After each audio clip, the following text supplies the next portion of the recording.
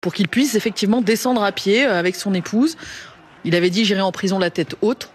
Il descend, de fait, la tête haute. Salut tout le monde, j'espère que ça va. Donc aujourd'hui, nouvelle vidéo zapping. Aujourd'hui les amis, on retourne sur X, se regarder énormément de posts. Comme d'habitude, on ne perd pas de temps, petit like, plein de petit commentaire pour le référencement. Let's go, on commence avec la première séquence insolite qui nous vient de Le Glaive. Et là, c'est une vidéo, plutôt une bande-annonce qui a été créée avec l'intelligence artificielle. Et comme acteur principal, c'est Jean-Pierre Caleçon. Regardez. Ils m'ont tout pris, les joyaux de la couronne et ma paix. J'avais intérêt à les rendre, croyez-moi. On va venir vous chercher. Peu importe où ils se cachent, je les retrouverai.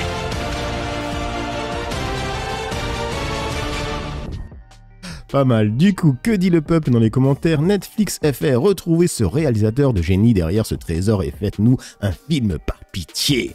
Du coup, on enchaîne avec le post de Le Doigt Bite de Boris Vallaud qui répond à Europe 1 en disant « On y arrive, mort de rire, c'était marqué vol au Louvre, il faut accepter la vidéoprotection sur l'espace public, notamment aux abords des sites sensibles, estime Rachida Dati. » De faire un petit sujet qui est important. Hier, quand ils arrivent sur la nacelle par la fenêtre, parce que c'est bien sécurisé les musées, mais les abords, l'espace public appartient à la mairie de Paris, par exemple.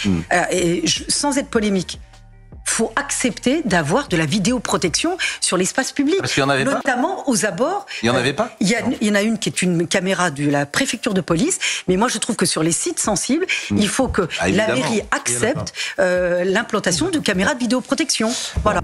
Du coup, en dessous, il y a le fact-checking de X qui dit « Il y a déjà 14 caméras de surveillance aux abords immédiats du musée qui est littéralement entouré de caméras. » Il y a quelqu'un qui dit vraiment toutes les excuses du monde pour éviter de dire le personnel était en sous-effectif et avait déjà fait grève pour alerter, mais dans ce pays, on n'a pas le droit de dire du bien des mouvements de grève, donc tenez du sécuritaire à la place. Et on enchaîne avec le poste de la sueur, et là ça va parler de Baki, de Zebo, et bien sûr, comme d'habitude, pas loin, il y a Doumbé, donc c'est marqué Baki a affronté Jordan Zebo avec une rupture des ligaments croisés du genou et a refusé d'annuler le combat. Malheureusement, le 7 septembre, Baki se fait les croisés, il refuse d'annuler le combat, c'est pour ça qu'il avait 2 straps au genou. Donc il y a une vidéo qui en parle juste là. Alors, il y a beaucoup de gens qui demandent est-ce que Baki était blessé au genou? Oui, alors Baki, en fait Baki les gars, depuis le 7 septembre il s'est fait les croisés. Alors en aucun cas, je dis bien en aucun cas pour quelqu'un qui voudrait récupérer ce que je dis, en aucun cas c'est une excuse. Ça fait partie du sport de haut niveau. Des fois, tu as des problématiques qui sont plus ou moins majeures qui t'arrivent, des blessures. Et si tu prends le combat, c'est notre responsabilité. Voilà, c'est pas ça n'a rien à voir avec Jordan, ça n'enlève en rien ce qui s'est passé. Oui, malheureusement, le 7 septembre, Baki se fait les croisés, il refuse d'annuler le combat. Pour lui, c'était inconcevable parce que c'était dans sa vie, etc. Fred, lui, il était pour annuler. Bon, bref, mais ça fait partie du sport. Je veux dire, peut-être que Jordan, lui, il avait une côte cassée ou je ne sais rien, une fracture. Ça fait croisé, on sait pas. Ouais, je sais pas. Voilà, c'est pour ça qu'il avait 2 straps. On a fait 2 straps. De toute façon, vous le verrez dans le reportage de la sueur. Parce qu'eux, ils ont tout suivi. On a présenté les papiers médicaux parce qu'en fait, il fallait qu'on puisse mettre 2 straps pour pas donner l'indication que c'était au genou gauche. Mais tout le monde savait, dans le milieu du MMA, tout le monde était au courant que c'était au genou gauche. Et Jordan a bien joué le coup. Il a bien travaillé en ligne basse. Et voilà, ça a porté ses fruits. Il pouvait plus poser le pied. Enfin voilà, tu t'es fait les croisés, tu peux rien faire. Bon, après, c'était toujours mieux que rien. Tu vois, c'est pour ça qu'il avait mis 2 manchons pour pas que ça se voit non plus. Parce qu'il y avait un strap qui était un peu plus gros, effectivement. L'autre, c'était un fake, quoi, entre guillemets. Bah, c'est comme ça. Il a pris le combat. Quand tu prends le combat, et lui, il n'utilisera pas comme une excuse. Au contraire, et comme il dit, moi je trouve qu'il a dit une chose très bien. Il veut rebondir comme Jordan a rebondi. Ouais. Alors il va en avoir pour du temps, bien sûr, parce qu'il n'y a pas que ce problème d'avoir pris ce KO. C'est en plus, voilà, c'est une blessure quand même qui est très problématique, et qui demande une rééducation, etc. Quoi. Alors, ok, et du coup, on enchaîne avec Doumbé, il est jamais bien loin. Donc, c'est marqué, l'ancien a repris ses services. Dan Zebo a tellement commencé sa carrière. Il a commencé sa carrière sur un coup de pied. Moi j'étais présent. C'était au Zénith. C'était au PFL ou au MMA. Dans la salle, il y avait Kylian Mbappé. Kylian Mbappé, il était là. Mais bien sûr. Il y avait tout le PSG. Il y avait même le ballon d'or là. Non, c'est pas Samuel Eto'o. Non, Dembélé était présent. Il a vu le KO en 9 secondes. Il y avait même Maître Gims. Maître Gims, il a vu le KO, il a levé ses lunettes, il a dit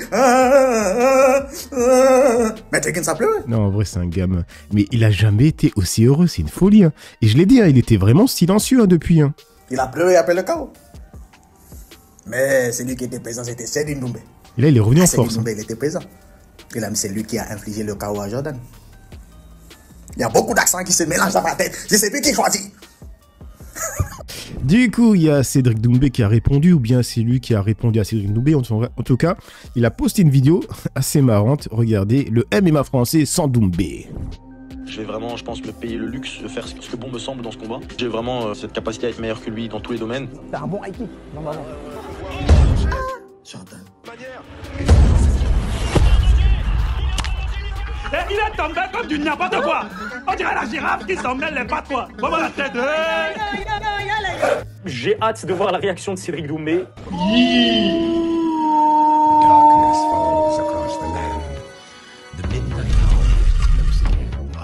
Je viens de dormir. Je sais pas pour vous, mais...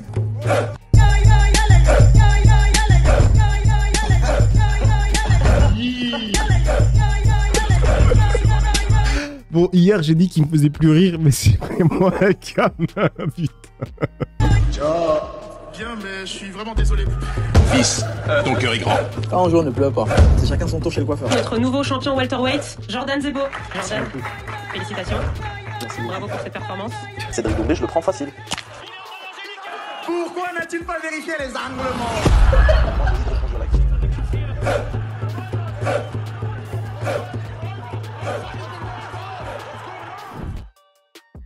Franchement, il arrête jamais.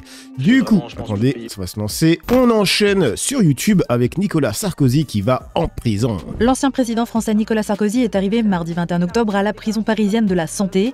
Il est incarcéré après sa condamnation pour association de malfaiteurs dans l'affaire du financement libyen de sa campagne présidentielle. Nicolas Sarkozy a immédiatement déposé une demande de mise en liberté. La justice aura 2 mois pour trancher la demande de l'ex-chef de l'État, même si le délai devrait être plus court. Au moment où nous parlons, la demande de mise en liberté de Nicolas Sarkozy a été déposée. À partir du moment où il a mis un pied en détention, les critères qui justifient cette détention ne trouvent pas à s'appliquer.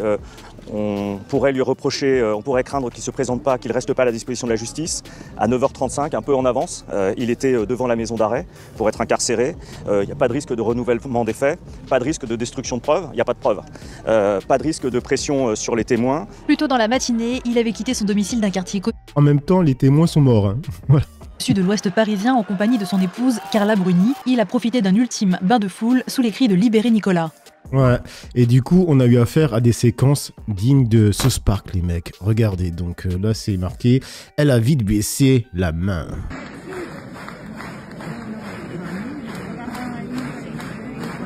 Nous sommes tous Nicolas Sarkozy.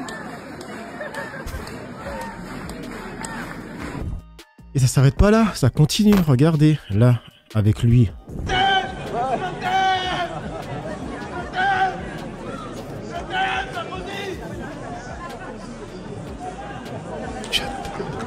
On nous a maudit les Renois, on nous a maudit. Il est encore là le mec, regardez avec cette vidéo de Impact. Je t'aime Sarkozy, Sarkozy, Sarkozy. Un Ivoirien en colère après l'incarcération de Nicolas Sarkozy à la prison de la Santé ce matin a tenu à exprimer son soutien à l'ancien président.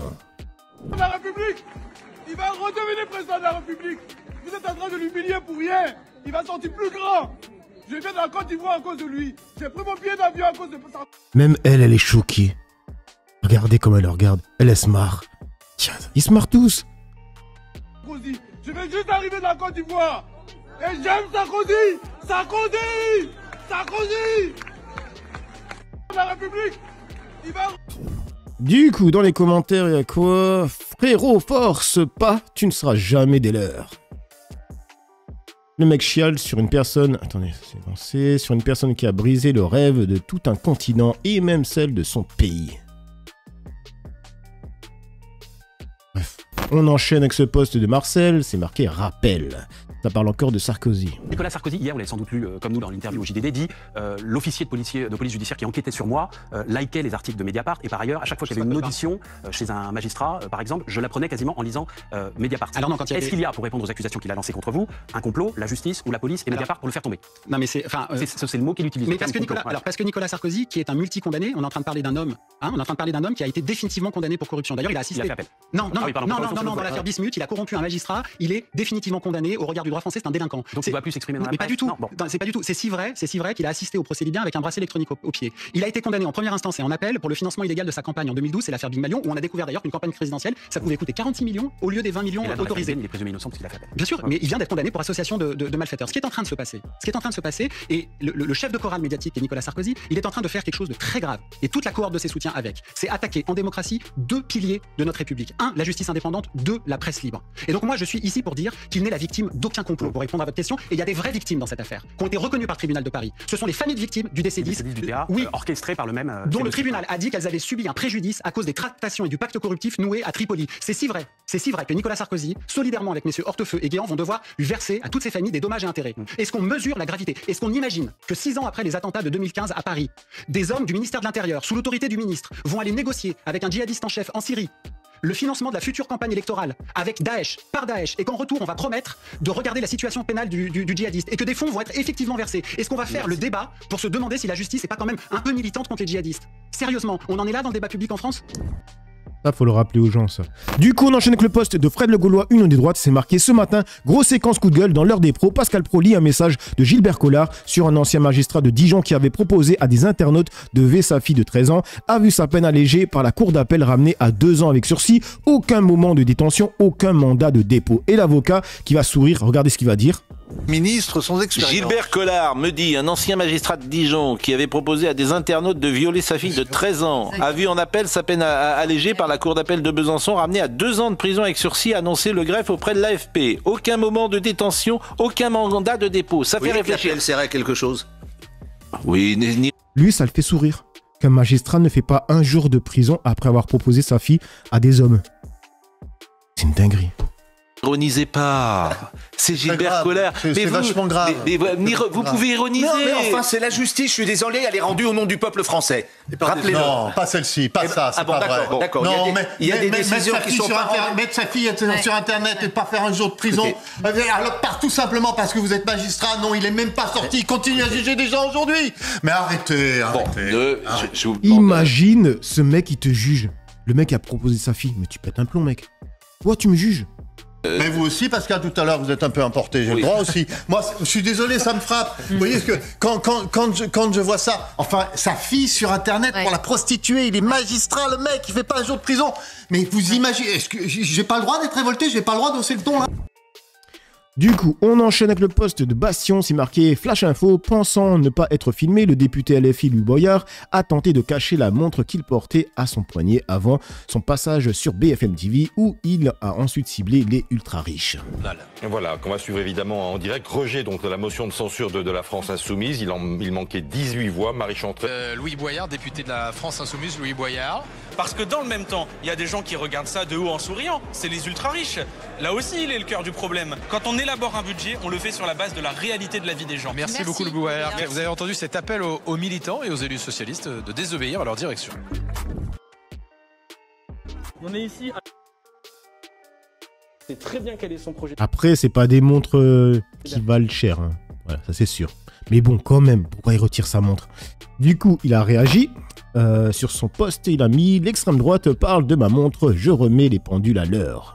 Ah, j'ai été grillé, apparemment j'aurai une Rolex, ça a fait des millions de vues, le président de l'Argentine, Javier Milei, partage ça, c'est le bras droit de Donald Trump à l'international, et du coup, désolé de vous décevoir, mais j'ai pas de Rolex, j'ai cette montre, elle coûte 295 €, c'est mes amis qui me l'ont offert pour mon anniversaire des 25 ans, merci les gars, je la porte sur plein de vidéos, juste avant les interviews ou les plateaux, comme je parle avec mes mains, que je peux cogner sur des tables ou autres, j'ai pris l'habitude de l'enlever, et du coup je sais pas quoi ajouter de plus, si ce n'est que c'est encore une désinformation supplémentaire, et qu'à un moment va falloir en parler, parce que là c'est une histoire de montre, mais début septembre, ces mêmes réseaux de désinformation faisaient croire qu'il y avait des problèmes dans mes comptes de campagne alors qu'ils ont tous été validés. Encore avant, c'était le directeur de Canal+ qui organisait une campagne de désinformation contre moi directement depuis les bureaux de Canal+. Encore hier, on a appris que le député La France Insoumise Carlos Martins Bilongo avait été victime d'une campagne de désinformation l'accusant de blanchiment d'argent et de fraude fiscale. En réalité, tout ça était faux. C'est devenu quotidien pour La France Insoumise de devoir affronter des campagnes de désinformation à une échelle internationale. Parce que qui lance ces campagnes de désinformation? Ce sont les réseaux d'extrême droite, les réseaux Bolloré, les réseaux Pierre-Édouard ce terrain, qui eux-mêmes sont liés au réseau Javier Milei en Argentine, ou même au réseau Donald Trump, qui sont des gouvernements qui utilisent la désinformation comme stratégie dans leur pays. En France, la France insoumise est victime de ça. La campagne présidentielle est en train de s'approcher et on va avoir de plus en plus de campagnes de désinformation dans ce genre. Et mon dernier mot, il est pour les médias. Vous avez une responsabilité. Aujourd'hui, l'extrême droite, ses milliardaires et ses gouvernements organisent des campagnes de désinformation de masse. Vous devez le dénoncer, vous devez le décrypter, vous devez en parler, parce que c'est essentiel pour comprendre la politique et pour comprendre l'information. Et aujourd'hui, ce que j'observe, c'est que vous êtes peu nombreux à mettre le doigt sur ce phénomène. Et on continue avec le post de Caisse de Grève qui a marqué « Oh, t'es antisémite ? Bah oui, moi je peux ». Échange entre Nathalie Saint-Cric et Gilles Bornstein hors antenne sur France Info. Rappel des titres, Gilles.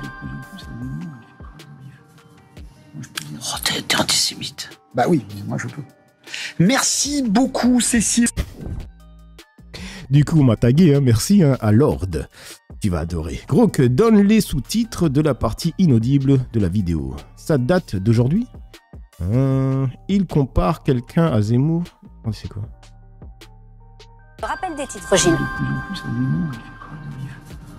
Oh, t'es antisémite. Bref, du coup, on termine avec ce post de BFM TV qui a marqué « Benjamin Netanyahu affirme qu'Israël a largué 153 tonnes de bombes sur la bande de Gaza ce dimanche ».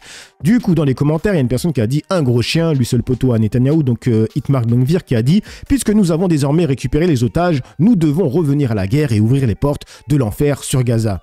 Nous qui pensions bêtement que rendre les otages allait arrêter la guerre. Ben voyons. » Ça dit quoi dans les commentaires? Il n'y avait pas un truc qui s'appelle le cessez-le-feu?